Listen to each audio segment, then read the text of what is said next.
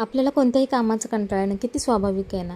पण जेव्हा आपल्याला आठवतं ना की आज ना उद्या, आत्ता ना नंतर ते काम आपल्यालाच करायचं आहे, तेव्हा तो कंटाळा आपोआप निघून जातो. माझ्या बाबतीत हे आज असंच झालं काहीचं. पटापट मी घरातली कामं करून घेतली आणि हे 2 दिवस झालं मी तोरणं धुवून ठेवलं. दिवाळीला मी लावलं होतं, त्यानंतर तसंच ठेवलेलं, छान दिसत होतं चौकटीला. पण आता थोडंसं खराब झालं, सो विचार केला की धुवून त्याला ठेवून द्यावं, परत सणाला वगैरे लावायला चौकटीला. तर ह्याची खूप छान स्टोरी आहे की मी 3-4 वर्षापूर्वी हे घेतले आणि तेव्हा मी जॉबला जायची. जॉबवरून सुटल्यानंतर संध्याकाळी मार्केटमध्ये सहज फिरत होते, तेव्हा एक मावशी घेऊन बसलेल्या, भरपूर तोरणं घेऊन बसलेल्या. मला हा कलर खूप अट्रॅक्टिव्ह वाटला म्हणून सहज बघायला गेले, जसं आपण बघतो.